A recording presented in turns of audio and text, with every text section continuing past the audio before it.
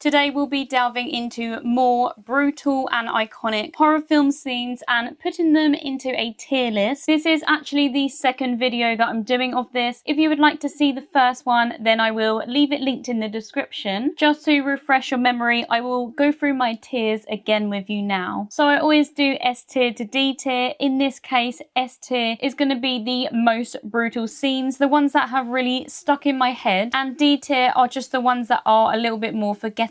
I've labelled each of them, so we have S tier as I'm going to throw up, A tier as stuff of nightmares, B tier as give me more gore, C tier is at least they died an icon, and D tier is what happened again. Like I said in my last video, if there is any other memorable and iconic horror film deaths that you would like me to add in a future tier list, then please do leave them in the comments. Also, a quick spoiler warning, obviously I will be talking about these scenes in detail, not necessarily the whole films, but if you are worried about a film being spoiled that you may have not seen, then just look at the timestamps and you can skip around and skip any that you don't want to know anything about. And with that all said and done, let's get on with it. Okay, so starting off with Speak No Evil 2022, and this is the end scene, the scene where the Danish couple get stoned to death. In Speak No Evil, we follow two families that meet on vacation. They end up getting on really well, and they plan another meeting where one of the families, a Danish couple and their child, go to stay with the other family. Things seem really good at first and they're really happy to finally be reunited again, but as time goes on, the hosts seem to be acting strange and end up being not so nice. This is a slow downward spiral that leads to a really disturbing and distressing ending. I am of course talking about the 2022, the original Speak No Evil. I'm not a massive fan of the remake, and the remake has a completely different ending. So this brutal scene at the end, the hosts drive the other family out into basically the middle of nowhere. At this point, they know something's wrong and they are trying to escape anyway, but they end up finding them. They kidnap their child and also cut its tongue off, and then they take the Danish couple to a remote location, make them undress, and they stone them to death. This is a really hard watch. It's also very frustrating, but I'm not going to get into that now. I am definitely going to put this one in stuff of nightmares. Next up, we have a trap from Saw X, and that is the bone marrow trap. This trap is done on one of these scammers that basically scam John Kramer into thinking they've done brain surgery on him, but they haven't. They've just taken all of his money and also taken all of his hope. With the help of Amanda, he manages to get revenge on these scammers, and one of them, Valentina, gets put in the bone marrow trap where she has a razor wire just by her neck, and if she doesn't do this trap in time, it will go backwards, decapitating her. What she has to do in her actual test is to get another razor wire, saw her thigh off, get a vacuum, stick it in the bone and suck some of her bone marrow out. This is a hard watch and definitely one of the most brutal traps in the Saw franchise in my opinion. She actually doesn't manage to complete this trap in time, although she does actually go through the process of cutting her leg off and getting some of the bone marrow out, but it's not enough to fill up the scale, so she does end up getting decapitated anyway. This one is definitely going in S tier. It's got to go in. I'm going to throw up. The next scene is one from the film Barbarian, and this is Keith's death. Keith was definitely done dirty in this film. The audience are kind of misled to think that Keith may be a little bit dodgy because he is currently staying at the Airbnb where Tess arrives, and basically it's double booked, so they're both staying there. She's thinking, was it actually double booked? Can he be trusted? And as the audience, we're also thinking that, but he ends up being a genuinely nice guy, and he dies quite early on in the film when they are hearing some things down in the basement and they're going to check it out. Keith goes down there and then Tess hears him shouting. It kind of sounds like it's going to be a trap. Against her better judgment, she goes down there anyway, and it ends up not being a trap at all, and we see Keith's head being smashed against the side of a rocky wall over and over again by the mother, which is the main villain in Barbarian. This scene is really quick. It's kind of done as a jump scare and it is over before we know it, so I can't really rate it too high, but Keith is an icon, so I think I'm going to put this one in at least they died an icon. Next we have a scene from the film Scanners by David Cronenberg. If you've seen this film, then you probably already know which scene I'm going to be talking about. It is a scene that is done with amazing practical effects, which David Cronenberg is definitely known for. The scene that I am referring to is the scene where a telemarketer psychopath's head explodes under the character Michael's psychic strain. This is such an iconic scene in horror, especially because it is from the 80s, and I'm not saying that they didn't have good effects then, but this was just a showcase of seeing it all, not panning away, and it just looking so real. I'm gonna put this one in Stuff of Nightmares. Next is a scene from The Substance, and this is at the end of the film. This is when we meet Monstro Elizasu. Hopefully I'm saying that right. This film is an incredible showcase of body horror. It's one of my all-time favorite films now. It's one of my favorite films that came out last year, and it quickly made its way into my top 10 horror films of all time. Body horror is definitely one of my favorite subgenres. In This Substance, we follow Elizabeth Sparkle, but she takes the substance, which basically makes a younger version of herself that she can trade bodies with every 7 days. The lines become merged. She doesn't quite follow the rules because she wants to be the younger self more and more. So at the end, we basically end up with a combination of them both. It is kind of like a mutant combination called Monstro Elizasu. Sue is actually set to go and present a New Year's show on live television, but of course Sue doesn't exist anymore. We just have this mutant version of them both, but she goes there anyway and puts on a hell of a show. We end up with blood everywhere, squirting all over the crowd. It's just a really over-the-top bloodbath. I love it when films go to the extreme at the end, and that is definitely what this one does. This one is definitely going to go in Stuff of Nightmares. Next is a scene from Hereditary. This film has quite a few brutal scenes, but the one I'm going to be talking about today is the death of the mother, Annie. This is towards the end of the film. She definitely isn't herself at this point. She is possessed. We get to see a really terrifying, scary scene at the end of her in the attic, and she is up on the ceiling. She's got a piano wire and she's basically sawing her own head off. This is the kind of scene that when you see it for the first time, it sticks in your brain for a while. So I'm definitely going to put this one in the S tier. Next is from Death Proof by Quentin Tarantino, and this is stuntman Mike's death. This is the ending of the film. The girls cause him to have a car accident, and then they just start going at him. They are kicking him. It is looking kind of superhero style. We're getting some sound effects. It's kind of wacky and very exaggerated. This is an on-the-road film. We get some car chases. It's not a straight-up horror film, but it definitely has some horror elements. I'm going to put this one in Give Me More Gore. Next, we have the patient in Smile. This is the first patient that our main character Rose sees, and this is where the smile curse gets put onto her. She is a psychiatrist, and one of her patients comes into her, and basically what happens in the film Smile, to get this curse, somebody has to off themselves in front of you, and they do this whilst they're smiling. So in this scene, Rose's patient Laura is having a normal session with her, but telling her that she is really distressed, that strange things keep happening to her. Then all of a sudden Laura starts freaking out like there is something behind Rose. She starts like kind of cowering backwards, but then suddenly she just changes and has a smile on her face, is staring at Rose, and she cuts herself from her cheek to her throat and back up to her other cheek, basically cutting a big smile. This is such a good setup for the film and a really brutal scene, so I'm going to put this one in Stuff of Nightmares. Next is a scene from Evil Dead 2013, and this is Olivia's death. So at this point, the main character Mia has been taken over. She is now a deadite, and a group of friends are trying to control her because she's become very violent. Olivia is a medical student, so she goes off to the bathroom to get something to sedate Mia, but when she goes in there, she changes. The reason why she actually changes is because when Mia first turns violent against them all, Mia actually froze up in Olivia's face, causing her to become a deadite. So we see Olivia as she is changing into a deadite. She starts violently shaking. This is when we know that she is becoming a deadite. Eric actually comes in to see if she's okay, but when he goes in there, he is in for a very unpleasant surprise because Olivia, taking a glass shard from the mirror that broke and has started to cut her face off. Eric slips over on a piece of Olivia's cheek. They have a fight, but ultimately he ends up bashing Olivia's head in because she is trying to kill him as a deadite. This is definitely a brutal scene, so I'm going to put this one in S tier. tier. Next up, we have a scene from Killer Klowns from Outer Space. In this iconic scene, we get the line, "What are you gonna do? Knock my block off?" which is what one of the bikers say to one of the alien clowns, Shorty. And Shorty does exactly that. He has his boxing gloves on and he punches this biker in the face, causing his head to just fly off. It's a wacky, campy 80s film about a group of alien clowns that land their spaceship on Earth, basically causing havoc to the town. This scene is very iconic, but there isn't really much gore because it's over really quickly. So I am going to put this one in B tier, give me more gore. Next, we have a scene from the film Pearl, which is the prequel to the film X in Ty West's trilogy, X, Pearl and Maxine. Pearl is my favourite film in the trilogy. We basically just get to see this descent to madness. It's a character study film on the character Pearl, who is actually an old lady in X, but this is her backstory. All she wants is to become a star and get off the farm that she was brought up on. Unfortunately, things just don't go her way, so at the end, she is very distressed. Her cousin comes round, who also had an audition at the same time as Pearl, and Pearl starts to suspect that Mitzi, her cousin, got the role instead of her. So she turns on her and she goes after Mitzi with an axe, and she basically just cuts her to pieces and feeds it to the alligator that's in the lake next to their farm. As it is one of the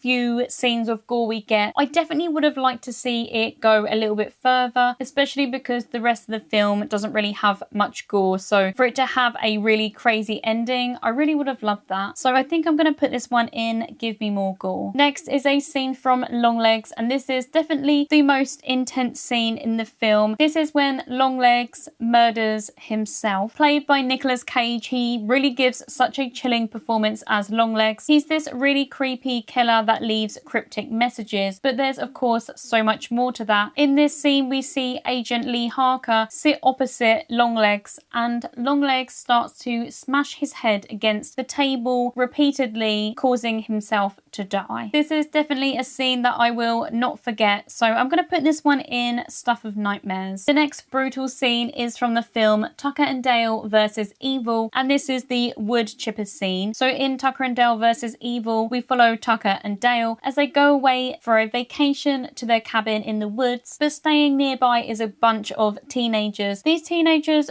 are kind of suspicious of Tucker and Dale, and they think that they are like crazed hillbillies, but they're actually really nice people. This is a horror comedy. It is one of my favourite horror comedies. It's honestly hilarious. It mocks the typical horror films that actually has the crazed hillbillies. These teenagers go and try to attack Tucker and Dale when they're outside because they think that they have kidnapped one of their friends, but as they come running at Tucker and Dale, things just keep going wrong. Everyone is just super clumsy. One of the teenagers goes running for one of them and ends up in the wood chipper, and you can just imagine what that looks like. It is a massive bloody mess. I'm going to put this one in Stuff of Nightmares. We've got two left for this list, and the next one is Anna from Martyrs, the original Martyrs from 2008. I'm putting this one in this list because I swear every time I talk about disturbing or brutal horror films, someone brings up Martyrs, and I don't usually include it because honestly it's a film that I was kind of underwhelmed by. I think seeing so many people talk about it online saying how disturbing it was and how extreme it was, I kind of over prepared myself a lot before I watched it. It wasn't as extreme as I was expecting. Yes, it is disturbing, it's very bloody, but what I heard from other people set my expectations higher. I definitely need to rewatch it because it wasn't a bad film at all. The main character Anna goes through so much, so of course I'm going to put this one in S tier, although I'm not sure if she actually dies or not. She gets tortured over a long period of time. She actually gets completely skinned alive apart from her face. The people that are doing this to her want to cause her so much pain but keep her alive, kind of just barely alive, so that they can try to create a martyr to tell them what happens when we die. When Anna gets skinned, we do see a change in her, like she has gone to a higher state of being. A lot of people say this is the moment when she dies, but she is still conscious because she does still talk. She does whisper something after this, so I don't really know if this this counts. It's very graphic, so it deserves first place. Our last one today is from Scream 5, and this is a death scene that annoys me so much. It's the death of Dewey. He is my favourite character in this Scream franchise, and I don't know why they had to kill him off. The one thing I really don't like about when they reboot a franchise is when they take one of the older characters that everybody knows and loves and then just kills them, especially in a way that isn't really that memorable. I think Dewey deserved a lot better. He basically just bleeds out in the hospital from a stab wound from Ghostface. I wish this scene didn't exist, so it has to go in What Happened Again. That's it for the tier list today. Here is the finished tier list. If you haven't seen part 1, then definitely check that out, and also drop your favourite kills in the comments so I can add them to part 3. I have also started a Patreon, which I will leave in the description. There's an option where you can join for free and you will see updates on future videos and things like that. There is also a paid option if you wanted extra videos each month, but there is no pressure there. You can just join for free, or you can just stick around here for free because I do post twice a week, once on a Monday and once on a Friday. As always, thank you so much for watching, and I'll see you again in another one soon.